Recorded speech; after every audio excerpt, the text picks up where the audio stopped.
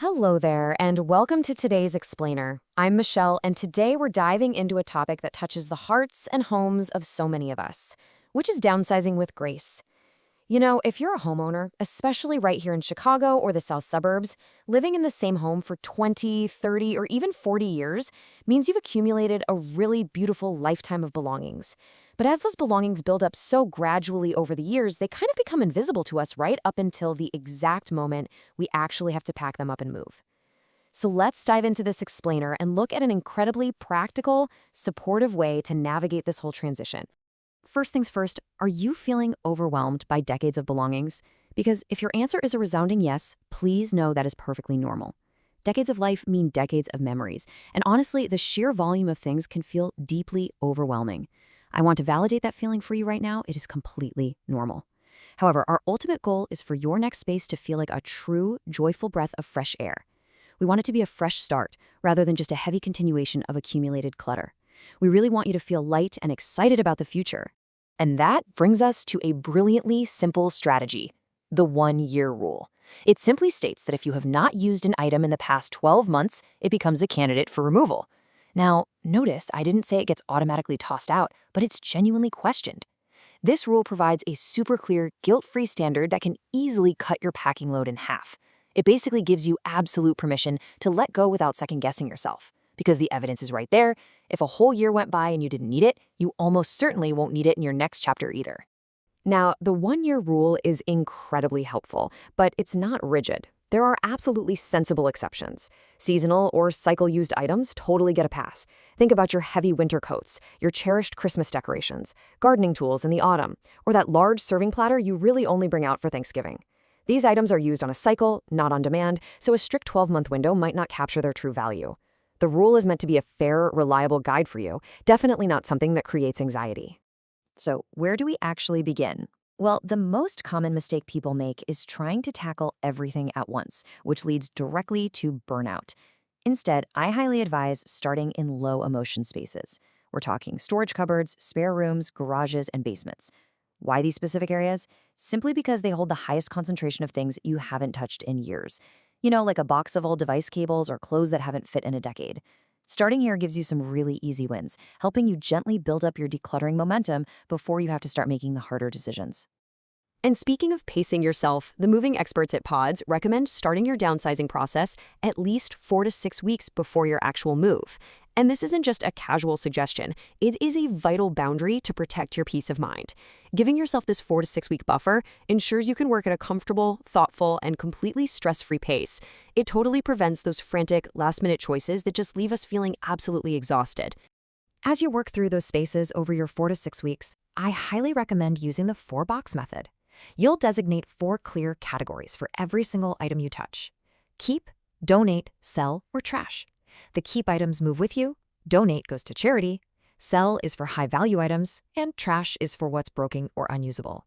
Do you notice what's missing from that list? There is absolutely no maybe pile. A maybe pile is really just a keep pile with extra steps that forces you to make the exact same decision twice. This method stops you from simply reorganizing your clutter and forces actual, liberating decisions.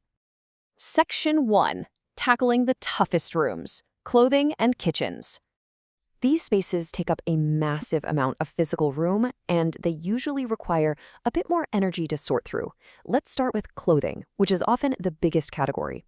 This is really where the 1-year rule shines brightest. But you have to be totally honest about your current lifestyle.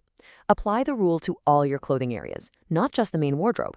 Check the jackets hanging by the door, the shoes pushed to the back of the closet, the folded items in the spare room. In fact, Rent.com's decluttering guide cites this exact rule as the single most reliable standard for clearing out wardrobes. Be realistic about the body you have now and the wonderful life you're living today, rather than holding on to things for a lifestyle you imagine having someday. Then we have the kitchen, a space that seems to accumulate duplicates at a truly remarkable rate. 3 can openers, 4 sets of measuring cups, gadgets you bought with great intentions but used exactly twice.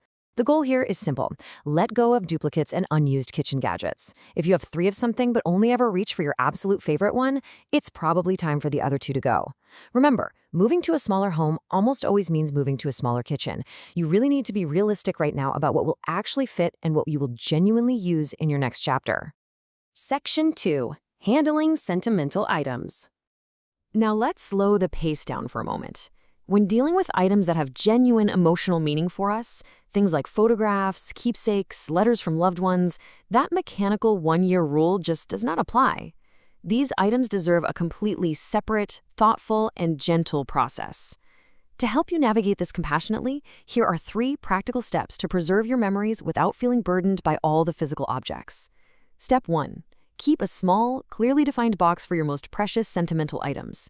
Step 2. For things you can't keep but still want to remember, photograph them. A photograph preserves that beautiful memory without requiring you to carry the heavy object around. And Step 3. Pass items on intentionally. I absolutely love this quote regarding that third step. Giving something away with a story attached is not the same as losing it. Isn't that powerful? The Let's Get Moving guide suggests setting a clear destination for these items so you don't create permanent holding areas in your home. If that beautiful dining set is meant for your granddaughter, gift it to her right now before the move. Deliver these items to family or charities today and share the story behind them. It turns a moment of loss into a moment of really beautiful connection. So what do we actually do with the things we're letting go of? Well, donating is deeply satisfying and practically effortless, especially since a lot of local charities offer convenient collection services for larger items. Selling, on the other hand, is really best reserved for truly high-value items. Platforms like Facebook Marketplace, consignment shops, or estate sales can definitely bring in extra funds, but you have to be totally honest with yourself about the time and effort required for listing, scheduling, and follow-through. If an item isn't worth that energetic effort, donating is absolutely the better, more peaceful choice. And there's a wonderful practical bonus to all this hard work. A decluttered home shows so much better to potential buyers. According to the New House Realty Decluttering Guide, the work you do now serves double duty. Not only are you moving lighter and making your own life easier, but you're directly supporting and potentially even increasing your home's sale price by allowing buyers to truly see the beauty of the space. Please remember, you do not have to do this alone, and you certainly don't have to figure it all out from scratch. I've put together some fantastic free resources for you, including our single-page guide when you're moving, what to do with what's not going, along with 10 ways to make downsizing a bit easier and 5 ways to declutter the family home. I highly encourage you to explore our estate sales blog and our free resource library. They're packed with practical, concise support to help you through every single stage of this process. Finally, I want to leave you with this provocative and deeply important question. What will you intentionally carry forward into your next chapter? Downsizing isn't about getting rid of what matters. It is about making space for the life you want to live right now. It's all about intentionality. Again, I'm Michelle, and I am so honored to share this guidance with you today. If you need personal guidance through any part of this transition, please visit the Homeowners 50+ page to see how we work with sellers through every single step. Thank you so much for exploring this explainer with me, and I wish you a peaceful, empowering transition into your next beautiful chapter.